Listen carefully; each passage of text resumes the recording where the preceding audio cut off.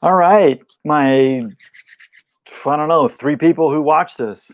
Uh, we're gonna have a weird one tonight. We're talking about country music. I'm talking about country music. You see, I'm still doing that we thing, the plural first person. I don't know what that's about, but okay, we're gonna talk about. I am going to talk about country music. Here's the thing about country music. So, first of all, I should define my terms. What do I mean when I say country music? I do not mean country western music. Think Merle Haggard, Willie Nelson, John Cash, which maybe some people, I guess, probably might not even want to put Johnny Cash in that category. But I'm not talking the old timey stuff. Okay, I'm talking modern, let's say, kind of like bro country, whatever the country music station in your local town or city or whatever they play, real poppy Nashville songs that really it's like pop rock and roll with the bridge pickup on all the electric guitars and real snappy bass part or whatever. But I mean, basically, it's just like pop rock or something with maybe a little slide guitar, steel guitar, or something like that. Um, so that's what I'm talking about. I don't particularly like this genre of music, particularly the more modern. I really like country western music, like old timey stuff like that.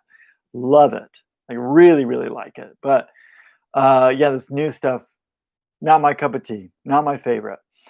Um, but actually, that's kind of the point. I guess that's part of why I wanted to talk about this. Sorry, I'm going to move this mic a little bit. It's not quite where it needs to be. There. It's actually kind of why I wanted to talk about it because when there's something that I really, really dislike that other people really, really like, that it piques my interest. Right? I want to understand it because I look at it, I'm like, I don't get it. Why on earth would somebody like this? Why would somebody enjoy this? And I usually learn some pretty interesting things when I do that. I mean, I do that with food. I do that with books, with movies, with whatever. Like for instance, anime. Okay, I this is one. If you're like a big anime fan, please shoot me a message. It's just so not my cup of tea. I don't understand why everyone seems to have to shout at one another all the time. Um, I think maybe there's something about it that I get where it's like there's some it is like very dramatic and so there's no real sense and you can get this sense sometimes with American TV where you're like, why do I care? Like why should it matter to me what happens to these characters? That certainly is not true with anime. It's always like the world is at stake or something or other. Something tragic as it seems to always be about to happen. But really beyond that, I just don't have an understanding like why people like anime. I don't look, I don't have an animosity toward it, and that's good. Anime animosity. I don't have an animosity towards anime, but I just don't get it. And I'm curious about it. I genuinely want to know what that's about. So I was thinking the other day about country music. Okay, there's this horrible, horrible song that Chris Tomlin just came out with Florida Georgia Line, and I watched it, and I, I literally was holding my face in my hands like this because it's just so bad. It's so bad.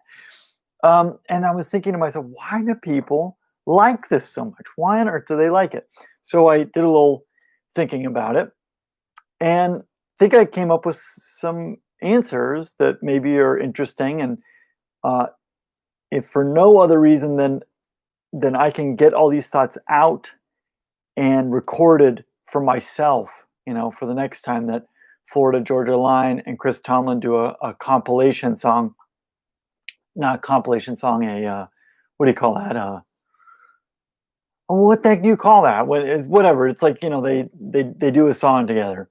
Um, I can remind myself. I can go back and watch this and be like, oh yes, that's maybe why people like country music. So here's the premise. Here's kind of like my thesis for tonight.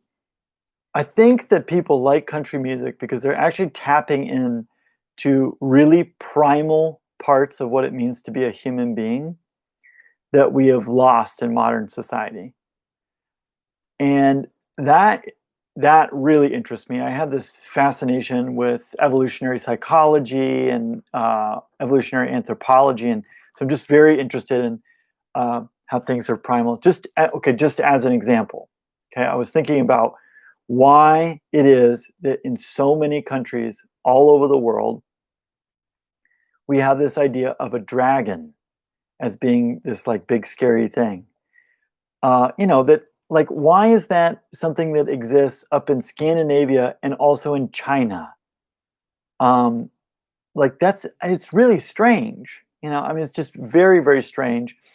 Um, and so I was thinking about it, and if you're like evangelical or whatever, and you're watching this, don't get scared off by me talking about evolution, okay? But just thinking about chimpanzees, okay, and for chimpanzees who live in the jungle, uh, the three main predators for primates, or three main dangers, not predators, but dangers for primates in the jungle: large snakes, large birds, and fire, like a forest fire. So you mash all those three things together, and you know what you get? You get a dragon. It's a huge reptilian bird-like thing that can swoop down and snatch you up just like a large raptor would do. Um, and then it breathes fire. And so all the primary dangers for large primates uh, in the jungle kind of come together in this being of the dragon, and that's just super interesting to me. Okay, you can buy that and you can be like, oh no, that's wrong. I'm sure that there's some evolutionary psychologist, or maybe even just an ecologist, who, if they watch this, because let's be honest, they're not watching this, if they watch this, they would inform me, no, no, no, that's not how it is, and actually these are bigger dangers, and so on and so forth. I tried to look it up, and of course, it's like, the primary dangers to primate species are deforestation and, human intervention, trapping, poaching, and all this stuff. And I'm like, no, no, no, I want to know what it was like back then. But I know enough about jungle ecology, I guess, just through some study on my own. It's been very informal, but that I know a little bit about some of that. So anyways, buy it or don't buy it, doesn't matter. All I'm doing is showing I like thinking about things that way. So here we are with country music, okay? In so many ways, much less interesting and exciting than Dragon. In other ways, really, really interesting as I've been thinking about this. So here's what I did. Oh my gosh, look, just like picking up papers from the desk. So here's what I did. I looked up some country music tropes, some themes that seem to pop up again and again and again in country music. And actually, this is one of the things that people make fun of country music about, is that it's kind of the same thing over and over. I'll put a link in the description to this great video of, I think it was like 2017 or something like that. This person did this mashup of all these country music songs, showing that it's like all the same, down to like the guitar solo and the chord structure and lyrical things, like something something driving down a dirt road, and then there's the next line is about another red dirt road and another red dirt road, and then pickup trucks and just thing after thing. It's pretty hilarious. But this is something that country music is getting criticized for right now. It's just that is so predictable. You're going to have a reference to some sort of alcohol, probably not very fancy, probably a brown liquor. You're probably going to have a reference to some sexually attractive female. You're probably going to have a reference to a large vehicle, whether tractor or pickup truck. You're probably going to have some reference to, some rural something or other. A red dirt road would be an example of that. So and it's kind of something to make fun of, but then it's also like, yeah, but why do people keep listening? Why do they seem so drawn to that, to where even people who like really really like country music, I mean, they'll admit that those tropes are there. uh I'll tell a really I'll tell a really quick story about this. So my senior year in my senior year in college, we had this fishing club at my university, and basically, if there's any college students watching this, again, they're not going to watch this, but if there's any college students watching this, look, if you have an interest in something, go start a club at your school, because they will give you money to have a club, and then you get to like do stuff with that money. I mean, it's not yours, right? So like, and I'm not saying we like embezzled or anything, but so we started a fishing club, and we got a budget from Furman University where I went, and what that meant is, and it wasn't like a ton of money. It was like I don't know, a couple $1,000 or something. And then what we got to do is we got to subsidize, at least partially, not fully, but got to start partially subsidize this uh, offshore fishing trip. So we get, I'm going down with my buddy, and there's this girl that's driving us with her friend, and she likes country music. So they're they had a satellite radio thing in their car, so it's on their country channel. And my buddy and I were cracking up about it, laughing about how, oh, it's all about like trucks and tractors, whatever. And the girl in the front seat, she was arguing. She's like, no, it's about principles and honor, and what, I don't know, whatever else she said, but she was really sticking up for it. And then the next song that came on was Big Green Tractor. And and when that song came on, oh, yeah, my big green tractor, she oh, it's such a great memory. She just reaches down, just turns off the radio, and doesn't say anything, and we knew that we'd won her over to our perspective. But power to her. Like, people, obviously, they have a right to like what they like, and it is curious. Country music remains incredibly popular. I remember when I was growing up, at one time, the country music station was the most popular radio station, the most listened to radio station in New York City. So it's also not just like you know, oh, I live out you know, in Central Texas, driving around in my truck in between the cow pastures that I'm going to, and I've got the country music on. No, I mean, it's got incredibly wide appeal. Nashville is a big city. This is not some podunk little town where nothing really goes on. It's a big city with a lot going on. That I mean, they've got an NFL team there. Um, so, and it's kind of interesting that so much quote unquote rural music comes out of such a big city. Okay, enough. I think we've kind of established the question. Why on earth is this stuff so popular when it's so predictable, when it's so tropey? Here's what I think it is. I think it's primal humanity coming out. So I'm going to list out some of these tropes. Okay, religion, alcohol, patriotism, sex, parental figures, the past, redneck and blue collar lifestyle, which we'll come around to that, breakups, and small towns. Those are some things that tend to show up in country music a lot. Like, probably if you turned on the radio to the country music station, I would bet that out of 10 songs, at least 6 of them would have at least one of those, and probably way more than 6. It might be 10 out of 10, but I'd say even if you got like just the wrong stretch of 10 songs, I bet you'd still get 6 in there. So here's the thing: what I've been thinking about, right, is these are pretty primal things. So let's just take booze, alcohol for a moment. Alcohol is kind of, I guess, maybe with the exception of psychedelics, alcohol is the oldest drug on the planet, right? It's something that humans have been partaking in for a really, really long time. And actually, I remember in biopsychology class that I took in college, we talked a little bit about the genetic predisposition for alcohol. Because you might look at that and say, why on earth would there be a genetic predisposition for alcohol? Particularly if you're looking from an evolutionary perspective, why would that be advantageous to people?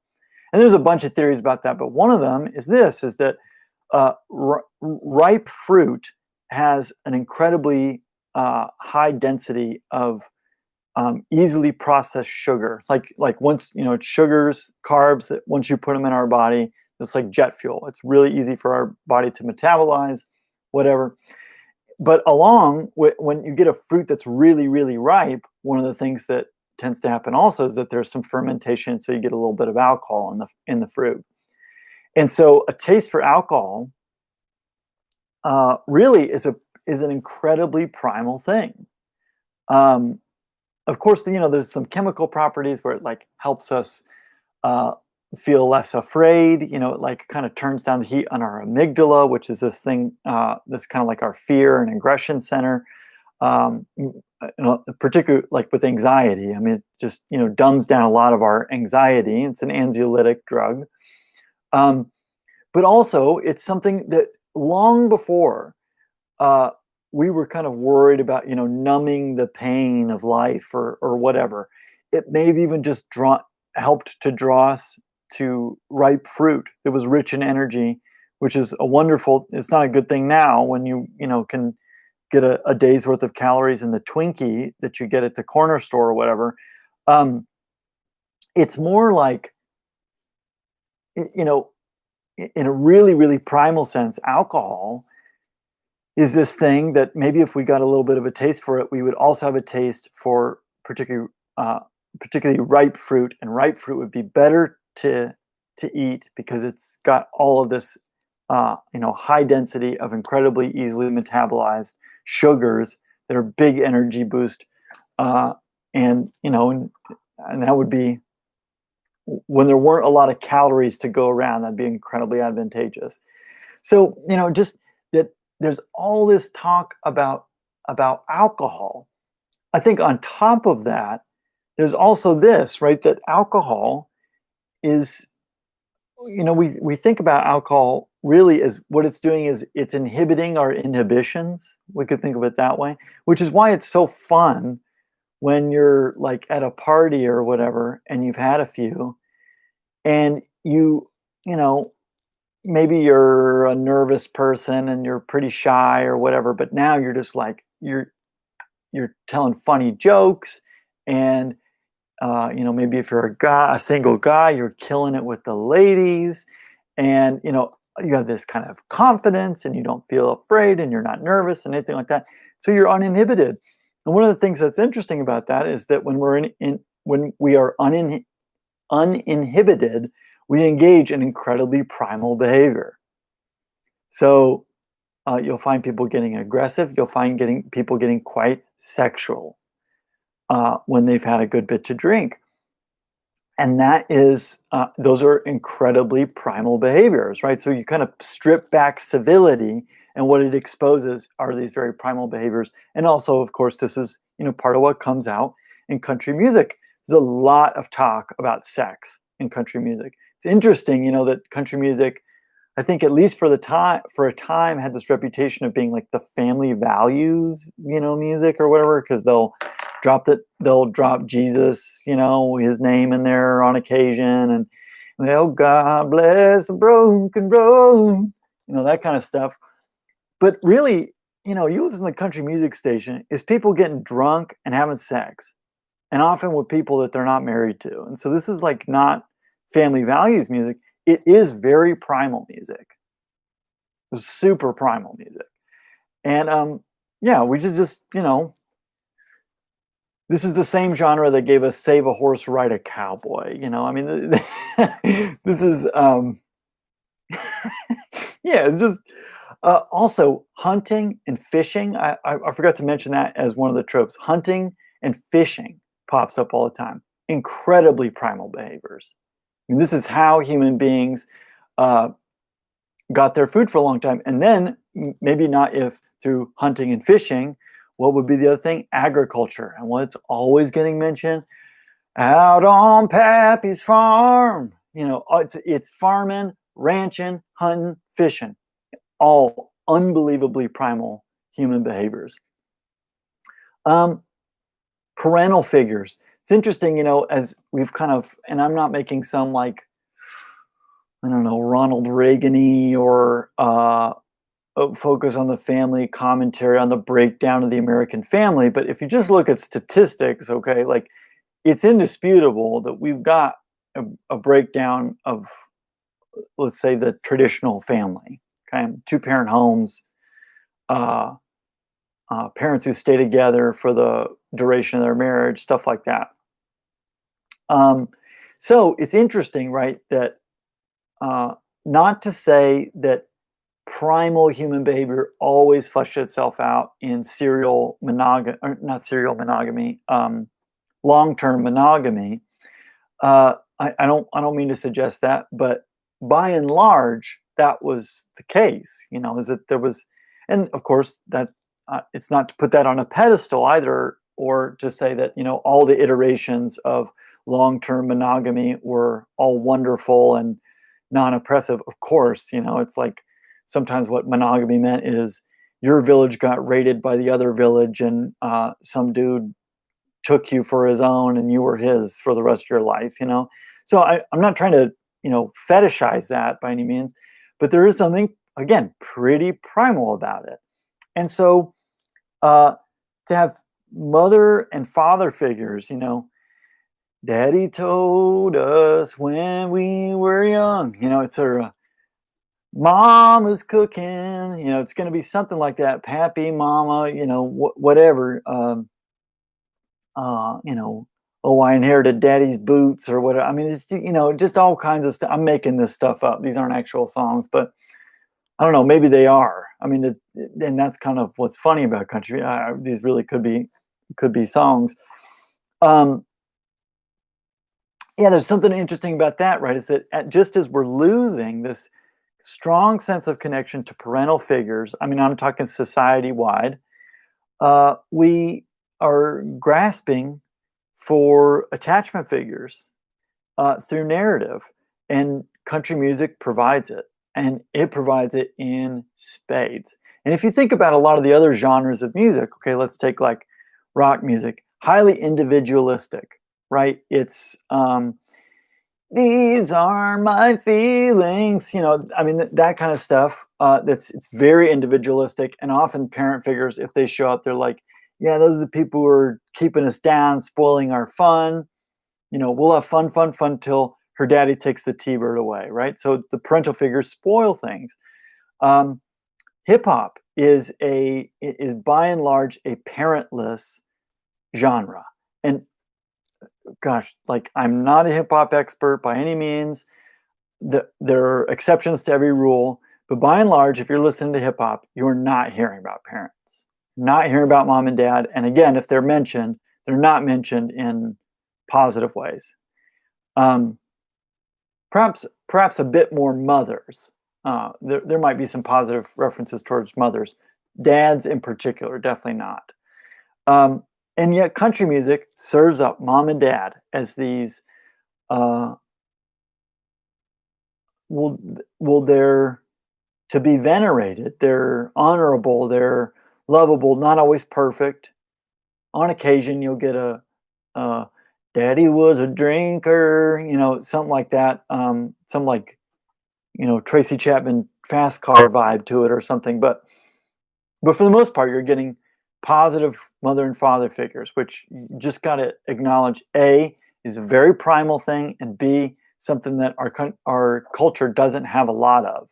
And so, here's country music, and they're like, oh, you're hungry? We'll give it to you. We'll give it to you. Breakups, right? I mean, it's kind of like let's just say in the animal world, okay? A breakup, what that really is you have been outdone by you've been outdone by another male, or you are failing, like probably, moving towards death, because you're old and you're getting decrepit and you're kind of falling apart physically. And so that's what a breakup means. And you could make the case then that a breakup, this is part of why breakups maybe are so hard for us as human beings, is that within a really primal structure, a breakup it's an existential threat. I mean, uh, if you're the alpha in a group and you're ousted by another male, you are relegated to not a very nice place. And depending on the species, I mean, sometimes they're killed or kicked out of a group. They have to kind of become pariahs. It's a super not cool thing to have a breakup in the animal world. And so breakups are this thing, that human beings, we've kind of sorted out how to survive them, which is something really, I think, actually quite interesting about our species. We've done quite well learning how to deal with the loss of meaningful and particularly sexual relationships. We can manage it, we can survive it. But there's maybe a narrative that needs to fit in with that, to say, here's how you do it, and here's what it's like, and so a breakup song, gosh, and maybe I need to do a whole other thinking out loud on emo music, which I would love to do that, because I was such a dweeby emo kid for a little while. So maybe I'll do that, and so we'll get to breakups on that. But okay, let's talk redneck and blue collar lifestyle, right? There's almost this like disdain within country music for like the ritzy businessman, or whatever else is, there's some pride in having dirt on your boots, something like that. Is venerated, it's honored. So first of all, there's kind of a pastoral agrarian thing, and oh my gosh, my computer's about to die, so hold on, I'll be right back. Give me just a second.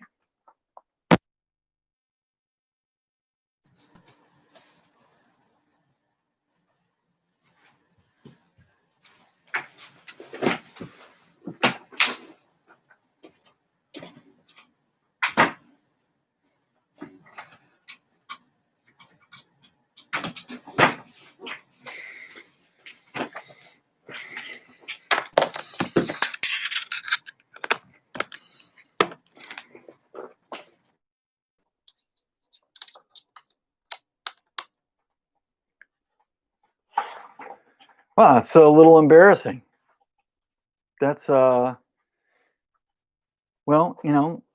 there's an upside to not having many people watch these things, and this is it.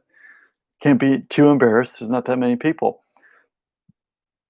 Okay, so where was I? Okay, redneck blue collar lifestyle. So yeah, there's this like just and also this, right? I remember one time listening to what is that song? Red Right Ankle, the Decemberists. Great song. I'll put a link to that in the description too. Really, really great song. Not a country song.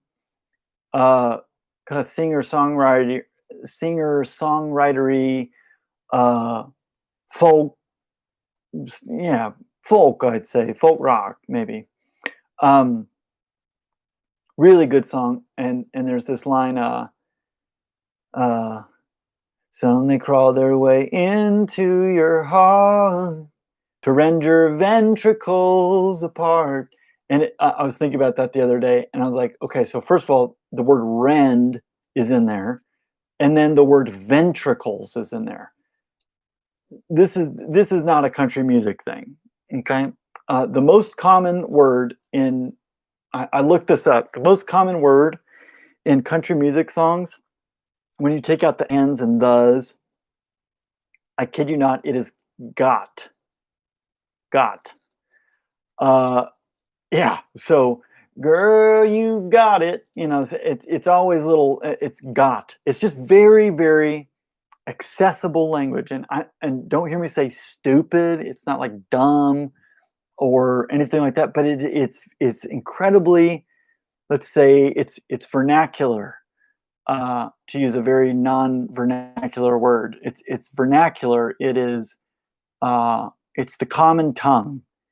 And redneck blue collar lifestyle. Here's the thing about redneck and blue collar people. That's a lot of people in the United States, right? We call it people call it flyover country, right? It's like, okay, you got New York over here and LA over here, and all the important, there's this idea perhaps among economic elites that that's where all the important stuff happens, and then you just fly over the rest, but it's a lot of people, and a lot of space, and a lot of land, and a lot of communities and towns, and whatever else that all exists there, and it's a lot of redneck and blue collar folks. Um, and so there's something really accessible about redneck blue collar sensibilities, and and really what that's doing is it's playing on this archetype of the everyman.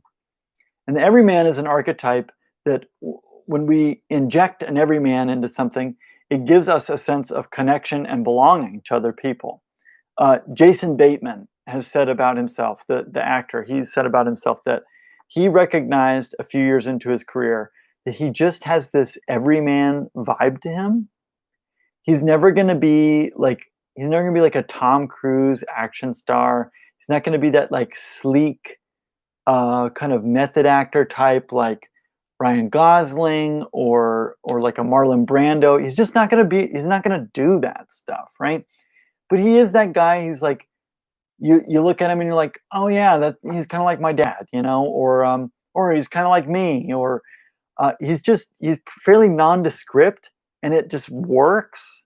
He can kind of be and everybody can kind of put themselves in. So even like in a show like Ozark, where he's laundering money for uh, for a Mexican drug cartel, there's this thing where he doesn't seem like so far out there that we can't understand him, and it allows us to inject ourselves into this story because a lot of it's kind of told through his perspective and through his eyes, and we can do it. Like we can really feel uh, we can feel all of it because he's so effective at being an everyman. And so you know to have this everyman archetype so pervasively injected into country music, one of the things that it speaks to is that country music uh, gives people a sense of belonging and connection to stories that they probably, I mean, I think about some of these country artists, it's like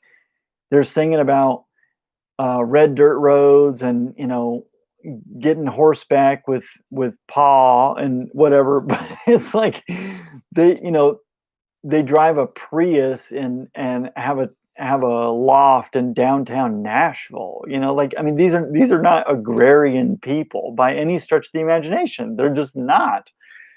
But they sing about this stuff, and and so you kind of wonder, well, what's that about? And maybe it's that we crave that. We crave a connection to a story. Uh, Also, country music, it's very relational. It's like it's guys driving around in 2 a.m. with some girl and their pals. I mean, that's just like who does that anymore? I mean, I don't know. Maybe some people do that, but not me. And while that's in one sense that sounds exhausting, in another sense that sounds awesome because you be connected to other people, and this speaks a little bit to the small town vibe, right? One of the things that we don't have anymore, our world is increasingly urbanized. So you got a lot of people from rural communities moving to more urban and suburban centers. So we don't really have small communities anymore, or we have less and less of them. And even as that's happening, the popularity of country music is blowing up, and or at least being sustained. And on top of that, there's this well, how do I want to say it? Yeah, there's this. It's again, it's like we lack this close sense of belonging that you often can really only get in a small town. If you've ever watched Schitt's Creek, okay, there's something about Schitt's Creek, right? That okay, these are like big city, swanky, unbelievably wealthy people who run in these incredibly wealthy circles, and they get moved to this like podunk, tiny little town called Schitt's Creek, where everybody kind of knows each other. But then it's really interesting, right? There's like, okay, there's the cafe, and it's the only place to eat in town, and it's kind of quirky, and their menus are huge and whatever. And it's not very ritzy, but over time, what you kind of find out is that it's a real blessing that there's only one place to eat in town, because you go and everybody gets to know each other. Uh, and this family that was, disconnected and nobody ever spoke to each other. And Alexis, the daughter, she's like, you know, getting kidnapped by opiate dealers in Thailand or whatever, and nobody ever knows because they're so disconnected. And then they move into this little like roadside motel, and yeah, they're all on top of each other, but hey, they're all on top of each other. And that actually is very primal, right? Like it's not all that removed from they all moved into the wigwam together or the longhouse together, and everybody eats in the same place, and that's around the village fire. um, and even little things like there's commerce and a cultural center. There's a town hall, and Moira, the mom, gets involved in the city council. These are all, I mean, these are what really is all that removed from a city council and a village council and some primal tribe. I mean, those it's a more modern iteration of a really, really ancient practice. And them being in this small town, this family in Schitt's Creek, the Roses, they come together and they get connected, and not just to each other, but also to their community. And there's this sense of relief that we have as viewers as we're watching all that happen. And country music does that for you. It's like, in our little podunk town, and there's a post office and a gas station.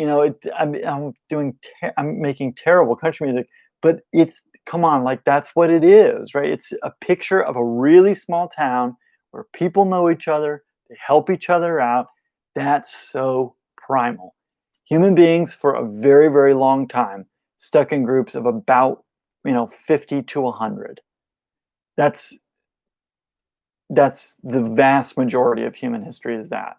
And then of course, we start, uh, particularly when we started developing agriculture and we could stay in one place rather than being more hunter-gatherers. When we started planting crops and such, that allowed us to stick together and to grow in one spot, and so we get something approximating a town. And then you find certain places with significant resources, or they're across certain trade routes, and all kinds of things. And so then you get these larger urban areas. But that's really, I mean, that's this like tiny little slice of human history when we have urban centers. Most of human existence happened in something approximating the small towns that we hear about in country music. It's just really fascinating. Even the like obsession with transportation. Well, okay, so like tractors, that really fits with the agriculture, incredibly primal practice. But then also, pickup trucks. Pickup trucks. There's a reason that we talk about horsepower with cars, and that's because the cars are the bloodless horse. We could think of it that way. That's really what they are. And so, horses were these really powerful animals that allowed us to expand our capabilities of what we could do. So you send a human being out to plow a field and it'll take weeks. You send a horse out there with a little contraption that it's pulling behind it, and you can get it done in a day. You can get a lot done a lot faster. And of course, horses allowed us to travel, and by traveling, it means that we can connect with more people and expand our horizons and move out into the unknown, and I mean all those kinds of things. That super primal practice. And a pickup truck, more than just like a car, like more than just a sports car or something.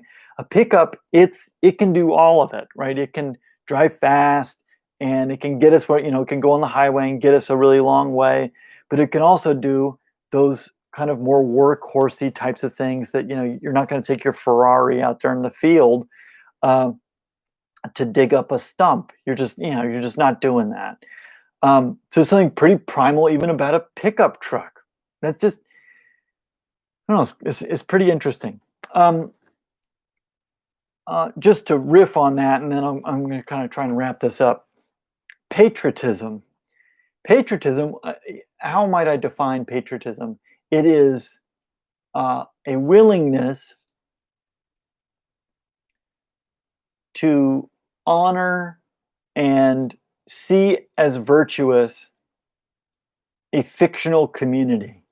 And that, by the way, I mean, that is what a nation is. Yuval Noah Harari wrote a great book called *Sapiens* that probably, I should have mentioned this at the beginning. This book probably has a lot more to do with this podcast than country music, but he talks about the fact that one of the things that's really distinctive about human beings is that we can invent fictions, like money. A dollar bill, it only is worth $1 because we as Americans, and perhaps, I mean, I think more globally, we all agree that it's worth $1.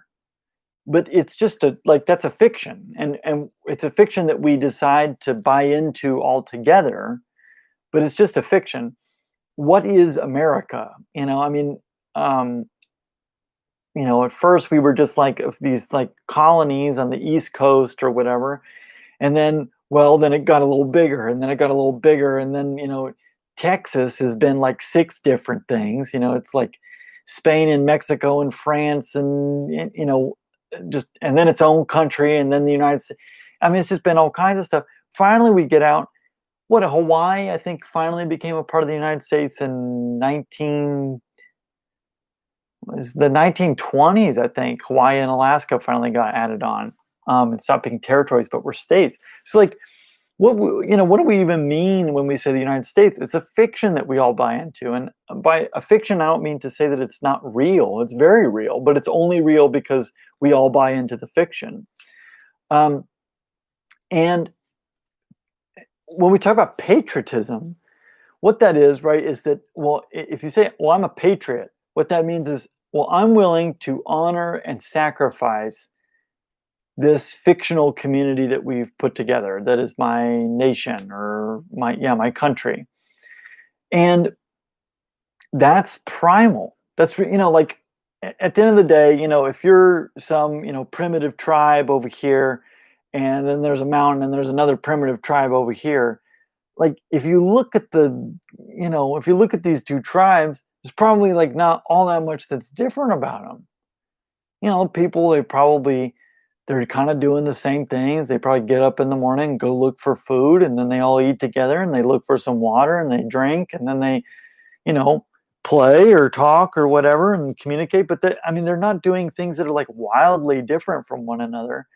But at the end of the day, if there's, let's say these tribes get a little bit bigger and they start to creep up the mountain, or they decide, we got to go over the mountain because we're running out of space over here, and there's not enough mangoes growing on the trees.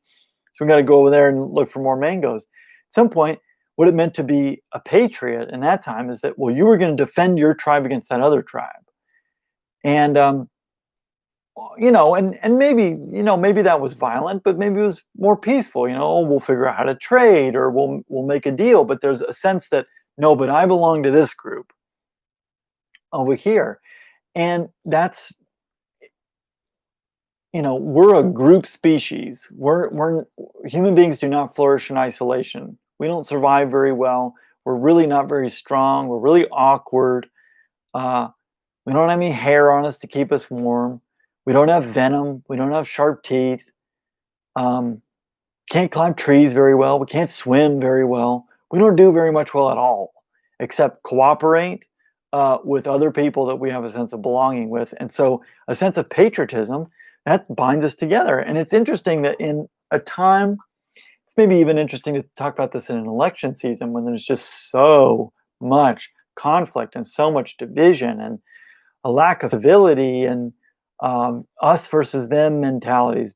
Senator Ben Sass from Nebraska wrote a great book on this a couple years ago called Them, about our need for a sense of belonging and cohesion and common identity. And that's really, I mean, it's really, really been breaking down. That's, of course, not to undermine all the discussion that is going into that breakdown. I think some of that conversation is probably necessary for us to have. For instance, I think I'm glad that we're having a conversation right now about race, to see that there might be, when we talk about America, often what we mean is white America, or, the white experience of America. And I'm glad that maybe we're needing to confront that a little bit and reimagine a bit. It's concerning to me. Sometimes it's sad to me to look at it and see that sometimes the answer for that is to divide all the more, rather than saying, yeah, fair enough. We've really not had a cohesive identity or experience of our country. It's something to aspire to, and so maybe let's strive for that rather than beating each other down and seeing each other as deplorables or libtards or whatever other things that we might want to say about the other people. See, and I mean, you can hear it there, right? We don't really have much of a fiction to buy into right now. We have two very different fictions, it seems, that people are buying into. At least maybe that's what's getting portrayed in mass media. We could at least say that is that there's two very, very different fictions. We'll call them the Fox News fiction and the MSNBC fiction. The Daily Wire fiction and the Jezebel fiction. Something akin to that. And so there's something pretty attractive, I think, for American citizens, both liberal and conservative, but maybe even particularly for conservative folks. We're craving a sense of cohesion, of community cohesion, where we belong to a group, and it matters to us that we belong to that group. Not, of course, that can flesh itself out in unhealthy ways. I don't want to fetishize that, but to say maybe that's what we're up to. Okay. Now, let me kind of see if I can pull all this together. Because, boy, I've been talking for a while. 48 minutes, look at that. Here's how I think I'm going to pull this together. What does any of this have to do with psychological science, mental health, community health, things like that? Well, for one, it's okay to not like country music. Okay, that's where I am. So it's obvious. I think that that's a fine place to be, to not like country music. I think we would be remiss if we dismissed it offhand. And it actually might be worth looking at it and saying, well, there's something there. And what is that? One is this.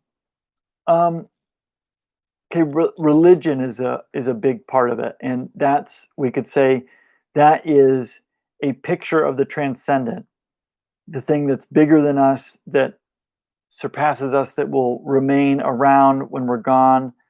Again, I'm not trying to, if you listen to my thing on Indiana Jones, I'm not trying to be sacrilegious or to minimize religion or something like that, but let's say very broadly, that's what it is. We could look at country music, and maybe you don't want to listen to country music, but you might want to say, what's my relationship to the transcendent things? What's my relationship to do I have a sense of meaning that's bigger than make it to death with, a few giggles along the way, alcohol. I think we need to be actually more aware of our primal humanity, which is not to say that we act like primal humans all the time. I'm not suggesting, some Dionysian, like drunken orgy or something. I don't, I don't think that that's good. I think that we need to understand that there are certain things that we want, that we are aggressive as a species, that we do want sex and that we want to seek it out, that we want to procreate, um, that we are often in competition with others, even within our own group, and maybe even precisely within our own group. And understand that all this talk about alcohol, it exposes that stuff. It exposes it all. So there's something about that I think is worth thinking about and maybe finding a way to get in touch with.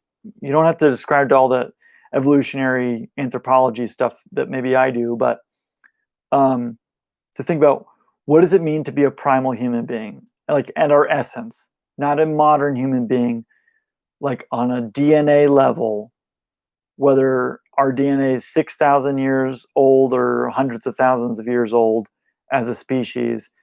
What does it mean to be a human being? And it probably isn't like you grab a lean cuisine out of the freezer and throw it in the microwave. It's probably not. No, it's not probably. It's like definitely not that. So, yeah, just remembering kind of like survival imperatives and things like that.